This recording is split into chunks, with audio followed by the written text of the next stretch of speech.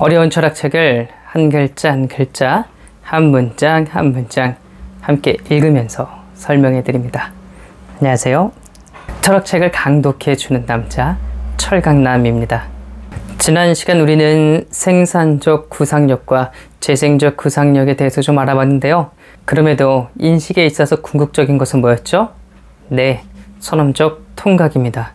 근대에서 인간의 주체의 발견과 이성의 발견이 이렇게 중요하고 커다란 문제였던 것 같아요. 오늘도 계속 한번 같이 읽으면서 칸트의 생각과 사상과 철학을 알아가 보도록 하죠. 우리가 함께 읽을 곳은 83쪽 6번입니다.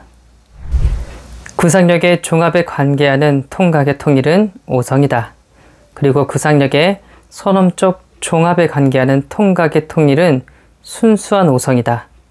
그러므로 오성 중에 선천적인 순수한 인식이 들어있고, 이런 인식들은 모든 가능한 현상들에 관한 구상력의 순수한 종합의 필연적 통일을 포함한다. 이런 필연적 통일이 범주들이요, 즉 오성의 순수한 개념들이다. 그러므로 인간 중에 경험적인 인식력은 반드시 오성을 내포한다. 이 오성은 감관의 모든 대상에 상관한다. 비록 이 관계가 직접적이 아니고 직관과 구상력을 통한 직관과의 종합과에 매개되어 있다 하더라도 그렇다. 네, 칸트는 이렇게 이야기하고 있습니다. 우리가 인식하고 생각하고 사유할 때 이렇게 구상력을 통하여 다양한 표상들을 종합하여 드디어 알과 경험이 발생될 때 사유하는 능력을 오성이라고 이야기를 하고 있어요. 그러므로 통각의 통일은, 즉 우리의 종합하는 능력은 오성이라고 말하고 있습니다. 이와 미묘하게 순수한 오성, 순수한 구상력을 좀 구분하고 있는데요. 그것은 우리가 무엇을 표상하고 또 그것을 종합할 때 아무렇게나 종합하는 것이 아니잖아요. 애초에 우리가 주어 개념에 실체가 들어가야 된다. 이것은 벌써 우리의 범주에, 우리의 사유틀에 실체와 속성이라는 틀이 있는 거고, 우리는 어떤 현상들을 종합할 때 그냥 무자비하게 불규칙적으로 아무렇게나 종합하는 것이 아니라 원인과 결과에 의해서 종합하고 있잖아요. 이것이 말하는 것이 벌써 종합하는 구상력에 선험적인 규칙 혹은 틀이 있다는 것을 증명하고 있다. 칸트는 이렇게 이야기할 것 같아요. 그 선험적인 틀, 사유의 규칙, 우리가 이것을 무엇이라고 이야기했죠? 네, 바로 범주입니다. 오성의 순수한 개념은 범주하고 같은 말이에요. 그러므로 우리가 경험적으로 사유를 하든 아니면 머릿속에서 논리적으로 합법적으로 규칙적으로 사유를 하든 이것이 다 통할 수 있는 이유는 경험에서건 아니면 사유에서건 인식의 원리, 사유의 틀은 오성의 순수한 개념 때문에, 즉 범주가 동일하기 때문이라고 칸트는 이야기하고 있네요. 따라서 가능한 경험에 주어진 것으로서의 만상은 저 오성에 종속하고 있다. 그런데 현상들의 가능한 경험에 대한 이런 관계는 필연적이다. 그러므로 순수한 오성은 범주들을 매개로 해서 모든 경험의 형식적, 종합적 원리라는 결과로 되고, 현상들은 오성에 반드시 관계한다는 결과로 된다. 따라서 칸트는 이야기하고 있습니다. 우리의 모든 경험, 모든 현상들은 다 오성과 사유와 관계를 맺고 있다고 말을 해요. 아무리 우리가 어떤 경험을 받아들인다고 하더라도, 우리 뇌에 다양한 인상과 정보들이 맺힌다고 하더라도 내가 그걸 처리를 하지 못하면 아무런 인식이 생기지 않듯이, 시간과 공간을 통하여 우리에게 심성 어딘가에 그런 표상과 인상이 맺힌다고 하더라도 그것을 처리할 수 있는, 그것을 다룰 수 있는 사유 능력, 즉 오성이 없다면 우리에게 인식과 경험은 발생하지 않을 겁니다. 그러므로 모든 경험, 모든 인식은 오성을 통해서 가능하게 되고요. 그것도 저 순수한 오성, 범주, 우리 사유에 있는 그 어떤 틀, 이것 때문에 우리는 인식이 가능하다고 말할 수 있어요. 이제 우리는 아래로부터, 즉 경험적, 직관적인 것에서 출발함에 의해서 오성이 범주를 매개로 하여 현상에 관계하지 않을 수 없다는 것을 명시하려고 한다. 우리에게 주어지는 최초의 것은 현상이다. 현상이 의식과 결합되었을 때 그것을 지각이라고 한다. 그러나 어느 현상이라도 다양을 포함하고 따라서 가지각색의 지각들은 그 자신 심성 중에 흩어져서 낱낱이로 발견되기 때문에 지각들의 결합이 필요하다.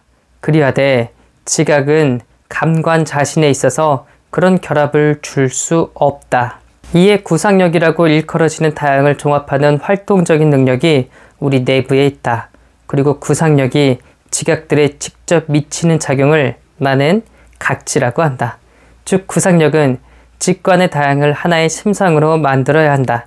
그렇기에 구상력이 먼저 인상들은 자기의 활동 안에 받아들여야 한다. 다시 말하면 인상들을 각지해야 한다. 네, 칸트가 이제야 결론을 내린다고 말을 하고 있네요. 이제야 제가 결론을 내리겠습니다 라고 벌써 몇 번을 반복했죠? 그래도 여러분들은 어떡하겠습니까? 이 죽은 사람을 되살릴 수가 없잖아요. 뭐 이렇게 글을 썼어 라고 하고 답답하고 이해가 안 되겠지만 우리는 그저 이 칸트 여법을 따라가면서 내용만 파악하고 칸트의 개념만 파악하는 방식으로 이해를 하셨으면 좋겠네요. 아무튼 결론적으로 칸트가 말했을 때 이제야 경험에서 시작해서 즉 직관에서 시작해서 어떻게 우리에게 인식이 발생되는가 이것에 대해서 말할 수 있다라고 이야기를 했어요. 그런데 아마 이 글을 읽은 현명한 분들은 깨달으실 겁니다. 앞에서 했던 얘기 반복하고 있는데 네, 맞아요. 반복이에요. 칸트는 이야기하고 있습니다. 우리가 최초로 경험하는 것, 발견하는 것, 그건 물 자체가 아니에요. 그저 현상이에요. 이 현상이 드디어 우리의 의식과 결합되었을 때, 만났을 때 우리는 그것을 지각했다고 이야기를 합니다. 그럼 최초의 지각을 볼게요. 무엇일까요? 네, 감성일 겁니다. 이때는요, 저 다양한 표상들을, 인상들을 어떻게 하죠? 그냥 받아들이기만 하죠. 그러므로 이것이 언제, 어디에, 어떻게 흘러서 사라질지는 모릅니다. 예를 들어 우리가 눈으로 지금 망망대해를 봤어요. 풍경이 너무 좋았습니다. 정말 한눈에 들어오지 않는 아름다운 풍경을 보았다고 해요. 저 에메랄드빛의 푸른 바다, 넓은 해안선, 강렬한 태양빛, 그리고 그 주위를 둘러싸고 있는 실록의 푸르름. 우리는 그것들을 볼 때도 벌써 이렇게 각자 구분해 놓고 있습니다. 이렇게 구분해 놓고 분류하고 같은 종류의 것으로 모을 수 있는 구상작용, 연상작용이 없다고 한다면 그것들은 한 번에 확 다가와서요. 무엇이 하늘이고 무엇이 바다이며 무엇이 모래의 사장이고 무엇이 실록이 있는 지역인지 잘 들어오지 않습니다. 그러므로 우리가 대상을 그저 탁 바라보고 있을 때도 무엇이 작용한다고요? 네, 우리의 사유 능력이, 생각하는 능력이, 오성이 작용하고 있다고 칸트는 이야기를 하고 있어요. 지금 우리가 콘서트에 가서 내가 좋아하는 가수의 그런 음악을 듣는다고 합시다. 이런 아름답고 좋은 멜로디만 그 속에 있을까요? 그렇지 않습니다. 많은 사람들이 있으니 그 사람들의 목소리, 환호성 소리, 여러 가지 장치 소리, 차 지나가는 소리 등등등등 커다란 소음이 있을 거예요. 그런데 우리는 벌써요, 그 콘서트에 들어가서 다양한 소리들을 구분해내고 그 중에서도 내가 좋아하는 저 가수의 목소리와 멜로디와 이 연주들의 반해 있고 거기에 젖어 있습니다. 보통 사람들은 생각하지요. 그냥 딱 보면, 그냥 딱 들으면, 그냥 딱 만져보면 굳이 생각할 것도 없이 저 대상에 대해서 경험하고 있다고 감각적으로 아주 잘 지각했다고 생각하죠. 그러나 칸트가 말합니다. 그런 건 아니라고요. 우리가 딱 보았을 때, 들었을 때, 만졌을 때, 맛보았을 때, 냄새를 맡았을 때조차 벌써 무엇이 작용한다고요? 우리의 사유, 오성이 작용한다고 이야기를 하고 있네요. 그러므로 인식과 경험에서 가장 먼저 중요한 것은 바로 우리의 사유, 오성 능력이라고 칸트는 이야기하고 있습니다. 자, 이런 걸 보면 칸트가 얼마나 우리의 이성 능력을, 사유하는 능력을 높이 샀는지 알 수 있겠죠. 정말 사유하는 능력이 우리에게 가장 근원적인 겁니다. 실제로 이 인간의 사유하는 능력, 이 이성 능력이 우리의 문명을 많이 발전시키고 지금까지 이렇게 온라인으로도 여러분과 제가 만날 수 있게 만들었고 앞으로는 어떤 것을 펼치게 될지 모르겠어요. 얼마나 그러니 중요했겠어요. 당대에서도 많은 변화를 일으켰던 것이 바로 저 이성의 능력, 논리적인 능력, 합리적인 능력이었습니다. 여러분들이 이렇게 제 이야기를 듣고 깨닫고 있다는 것도, 알아듣는다는 것도, 이해하고 있는 것도 바로 이성이 있기 때문이죠.